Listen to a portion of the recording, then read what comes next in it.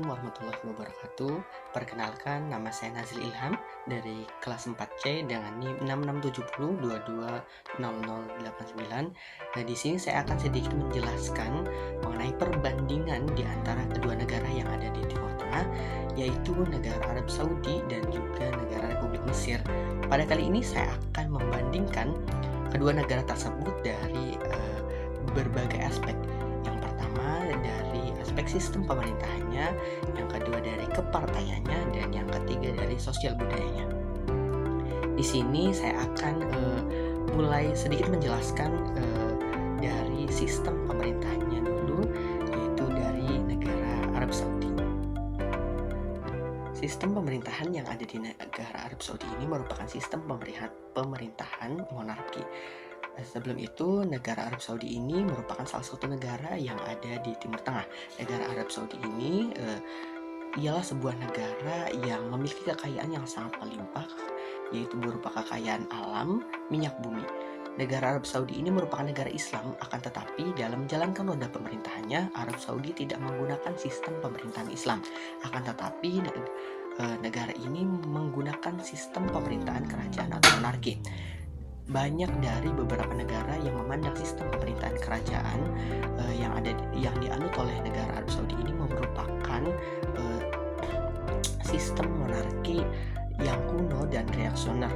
Bahkan menurut Nasional Arab Saudi yang revolusioner, Arab Saudi ini ialah sebuah negara yang dibuat oleh kekuatan kolonial dengan tujuan untuk dapat memenuhi suatu kepentingan imperialisme barat.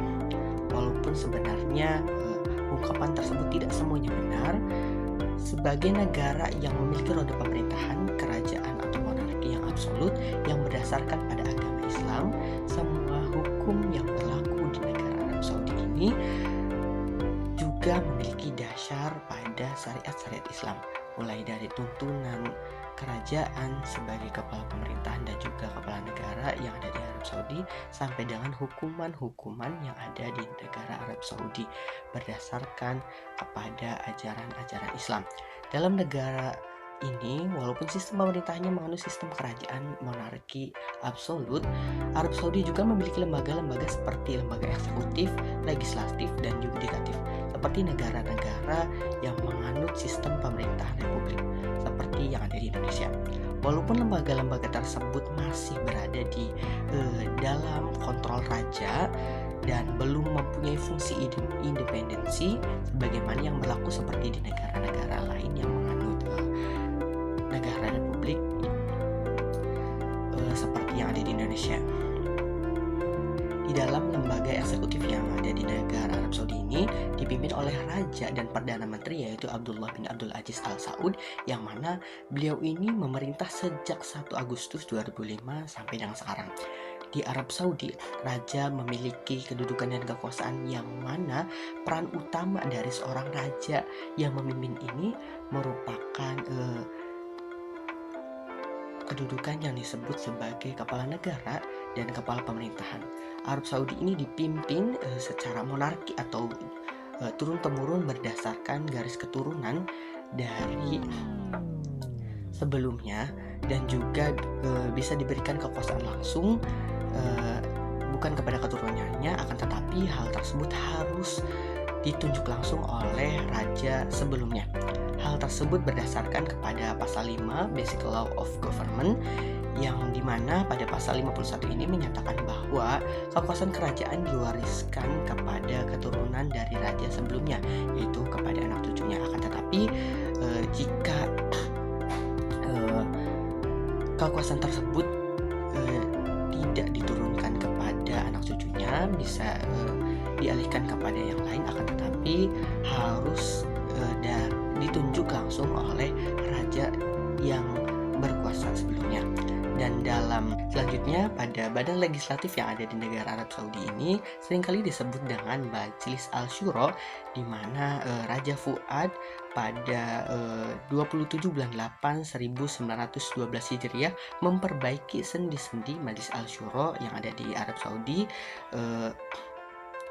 sebagai pengganti pada sistem yang telah lama pada tahun 1347 Hijriah yang lebih menjadikan seorang raja sebagai penafsir tunggal dalam membuat undang-undang dari dalam seluruh persoalan-persoalan sosial lainnya, dan juga mengesahkan peraturan-peraturan intern majelis dan suatu ketentuan umum yang dapat menyertainya. Dengan adanya suatu lembaga legislatif atau Majelis Asyura ini kemudian terus dikembangkan oleh Raja Abdullah pada pemerintahan sekarang maupun Raja Fahad, Arab Saudi mulai mengalami suatu perkembangan ke arah sistem pemerintahan monarki konstitusional, yang dimana adanya pengesahan kekuasaan dan kewenangan pada raja walaupun lembaga-lembaga konsumen kinerjanya belum sepenuhnya memiliki keindependenan dikarenakan masih dalam pertimbangan pendapat dari raja dan masih di bawah kontrol Raja Arab Saudi.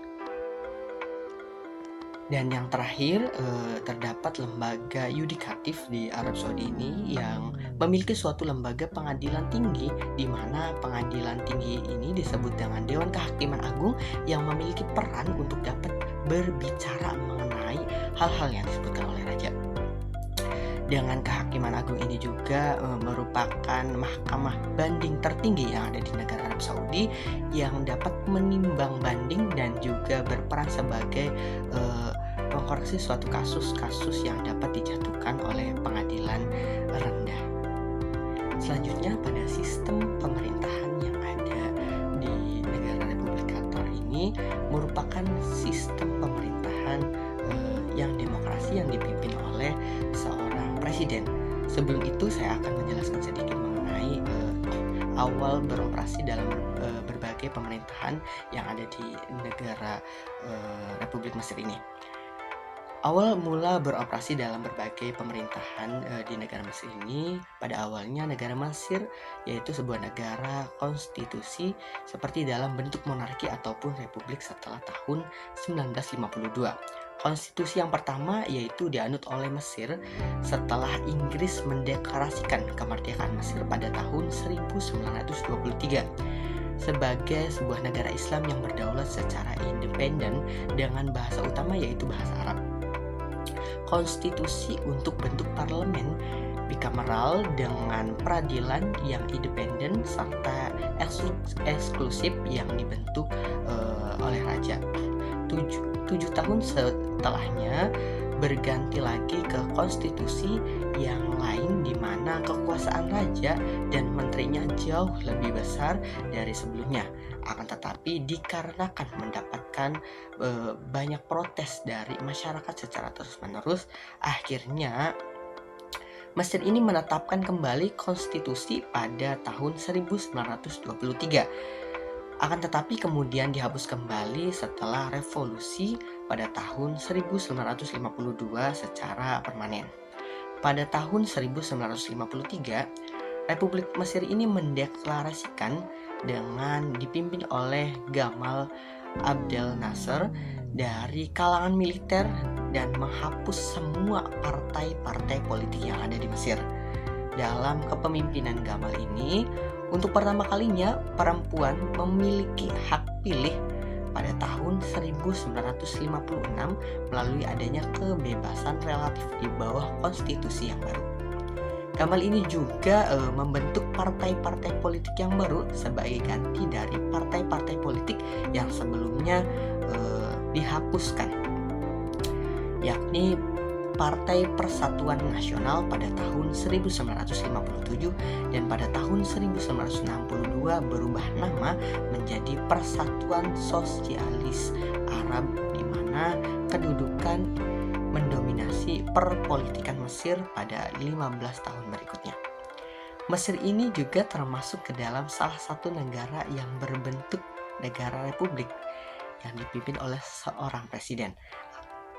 Namun pada Piagam Nasional 1962 dan Konstitusi 1971, Mesir ini merupakan negara sosialis demokrasi atau disebut dengan Republik Arab Mesir.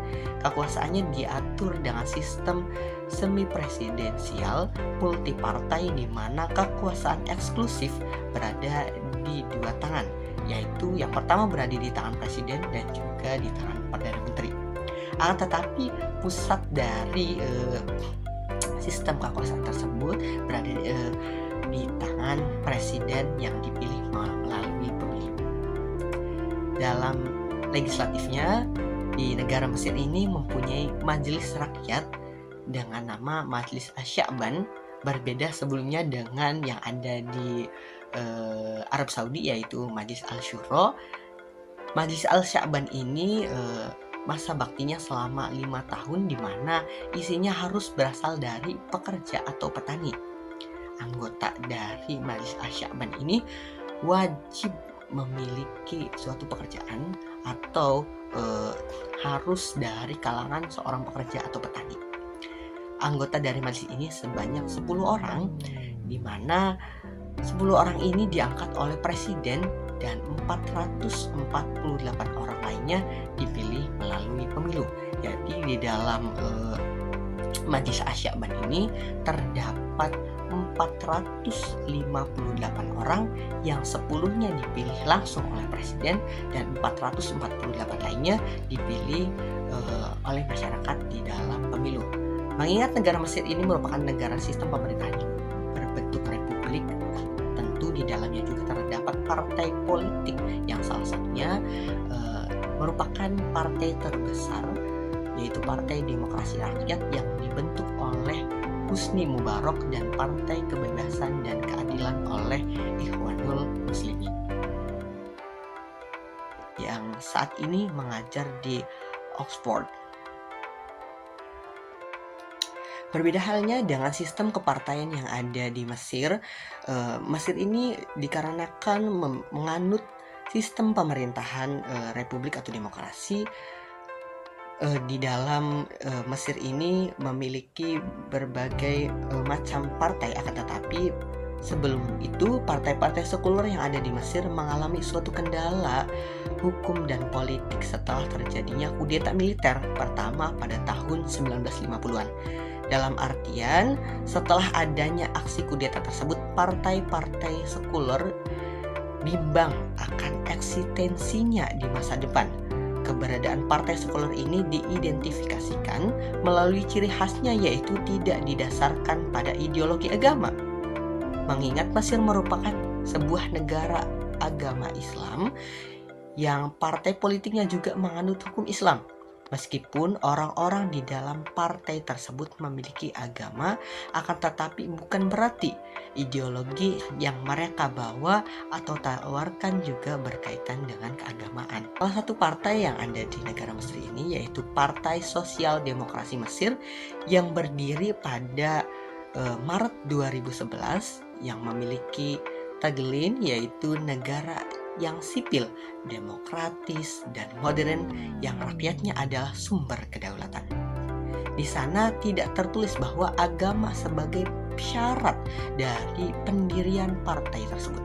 Di samping itu, Partai Kebebasan dan Keadilan Ikhwanul Muslimin yang berdiri sebulan setelah mempunyai tagline negara sipil dengan kerangka acuan Islam dan hukum Islam di semua lapisan masyarakat, secara sadar dan tentu berbanding terbalik dengan partai sebelumnya.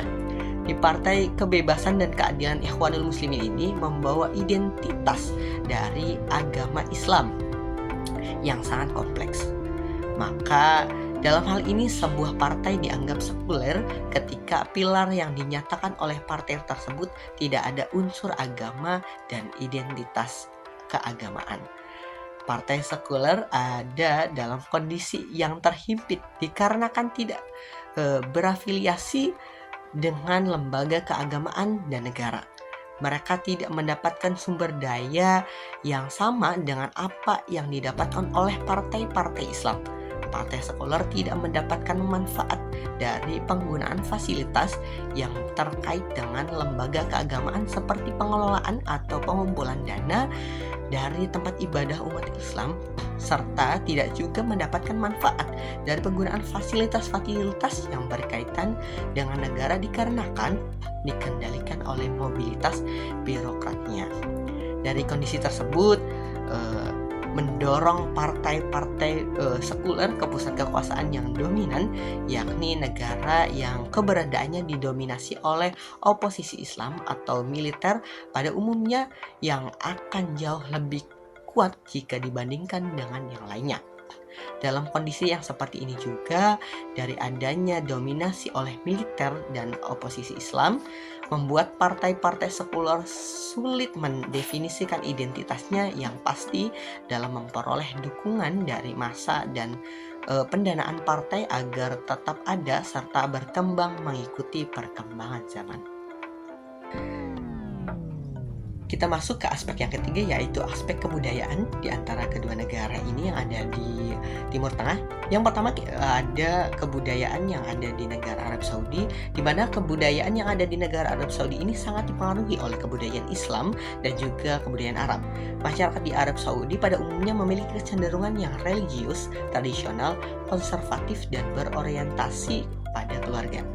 Banyak sekali tradisi-tradisi kuno yang masih ada di masyarakat, yang mana tradisi-tradisi tersebut berasal dari peradaban Arab dan warisan Islam zaman dahulu.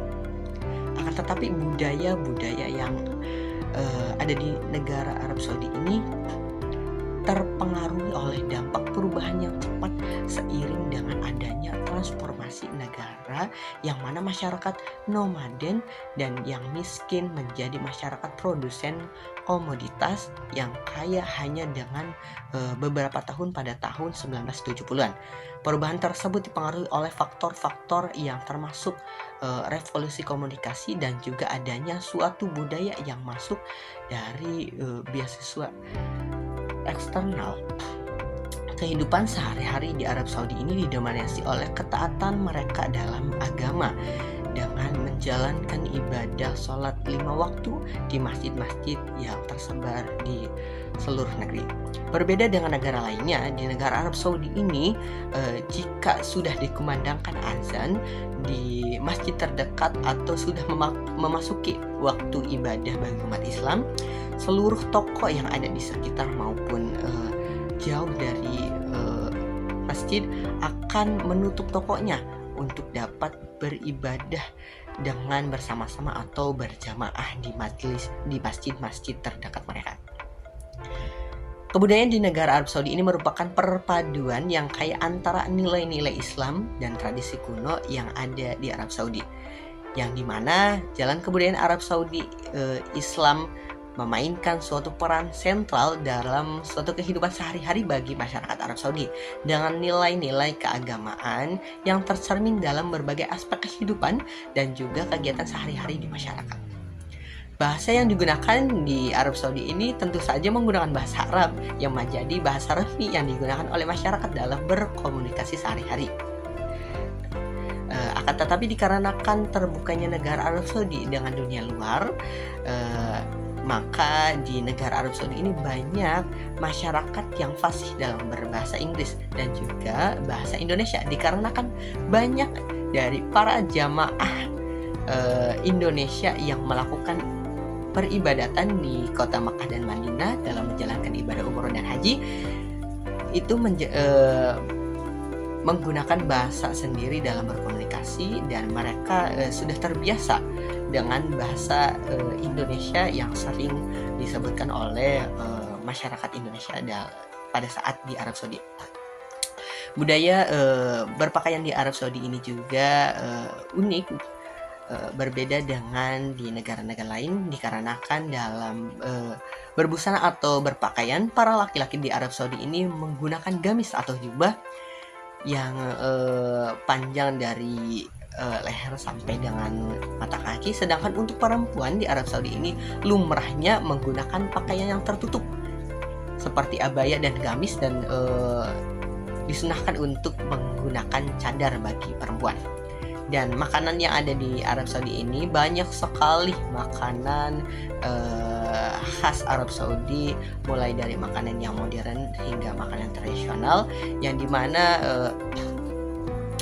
kebiasaan tradisional mereka yang dimana banyak sekali makanan dan minuman yang ada di negara Arab Saudi ini kaya akan rempah-rempah yang dicampurkan ke dalam makanan dan minuman yang ada seperti makanan yang ada di sekitar semenanjung Arab, dan banyak juga dari makanan-makanan Arab Saudi yang dipengaruhi oleh makanan khas dari Persia dan Turki dan Afrika. Contoh dari makanan yang banyak mengandung rempah-rempah khas makanan Arab Saudi yaitu seperti makanan nasi mandi, nasi biryani, ataupun nasi kebuli, yang merupakan makanan yang kaya akan rempah-rempah dari negara Timur Tengah ini. Sumber makanan yang ada di Arab Saudi ini dikarenakan Arab Saudi merupakan negara yang berada di semenanjung Arab. Oleh karena itu lebih dari 18 juta pohon kurma tertanam di negara tersebut, dan juga penanaman tersebut dapat menghasilkan lebih dari 600 juta pound kurma yang diproduksi setiap tahunnya. Oleh karena itu Arab Saudi dianggap sebagai salah satu negara yang menghasilkan kurma terbanyak, dan dianggap sebagai kurma ini dianggap sebagai salah satu buah utama dan permanen khas di negara Arab Saudi, yang khusus pada saat bulan Ramadan ketika berbuka dimakan saat berbuka. Selanjutnya, kebudayaan yang ada di negara Mesir ini tidak jauh beda dengan negara Arab Saudi, yang mana kedua negara ini merupakan dua negara yang berada di Timur Tengah, akan tetapi memiliki sedikit perbedaan kebudayaan di antara kedua ini, dikarenakan di setiap negara memiliki kebudayaan yang berbeda-beda. Mesir memiliki banyak tradisi sosial dan budaya yang menganut dari Arab ataupun Islam itu sendiri, yang menjadi faktor dari pandangan orang lain dalam memandang negara Mesir, dan negara Mesir juga dalam memandang dirinya sendiri di mata dunia. Kebudayaan Mesir di dunia modern saat ini merupakan respon dari sistem tradisional yang ada sebelumnya melalui penetrasi gagasan yang berorientasi pada teknologi yang mencakup penolakan terhadap ide-ide baru dan kembali kepada nilai tradisional, sehingga penerimaan konsep baru dengan nilai-nilai yang menyertainya. Dari hal tersebut menghasilkan ide budaya baru di Mesir, namun tetap membawa nilai-nilai khas dari Mesir itu sendiri. Kehidupan budaya di Mesir sepanjang hari tidak jauh dari kegiatan pulang pergi bagi laki-laki untuk mengembala dan juga berladang, di mana para laki-laki menggunakan tunik yang panjang atau sering disebut dengan kolabiah, dengan membawa cangkul atau sabit yang diselipkan di pinggang mereka untuk mengelola dan mencangkul tanah di perkebunan. Pakaian jubah hitam panjang seringkali digunakan oleh perempuan-perempuan tua yang ada di Mesir, dan bagi para perempuan muda di Mesir ini menggunakan kaos yang berbahan katun dengan berbagai warna, tidak berpatok pada warna hitam seperti yang dikenakan perempuan dengan usia yang lebih tua di sana. Kehidupan Mesir di perkotaan dengan di perdesaan tentu memiliki perbedaan. Di perdesaan sendiri, khususnya di daerah gurun, memiliki identitas kesukaan yang sangat kuat jika dibandingkan dengan daerah lainnya, di mana hal ini berdasarkan atas hubungan darah satu sama lainnya. Di wilayah seperti ini, kontrol negara masih dikatakan lemah, sehingga aksi balas dendam menjadi suatu ancaman yang sangat besar terhadap keterlibatan sipil di negara tersebut. Dalam arti di wilayah gurun masih menetapkan hukuman adat atau hukum rimba dalam penyelesaian permasalahan, dikarenakan keterlibatan sipil yang dibatasi di sana. Selain dari pakaian, pengaruh asing juga terjadi dalam cita rasa makanan Mesir yang dipengaruhi oleh sebagian bir wilayah di Mediterania atau Yunani, Turki, dan Levant, yang terdiri dari kacang lebar yang dengan rempah-rempah yang disajikan dengan lauk pauk ataupun roti, dan dianggap sebagai makanan nasional. Di sana juga disajikan daging unggas atau kuftoh dengan bumbu sejenis bakso yang menjadi makanan umum di Mesir dengan didominasi oleh roti pipih dari gandum dalam penyajiannya. Mungkin itu saja yang bisa sedikit saya jelaskan mengenai perbedaan dari 3 aspek pemerintahan, kepartaian, dan budaya di antara kedua negara tersebut, yaitu negara yang ada di Timur Tengah, yaitu negara Mesir dan Arab Saudi. Sekian, terima kasih dari saya, Nazri Ilham. Wassalamualaikum warahmatullahi wabarakatuh.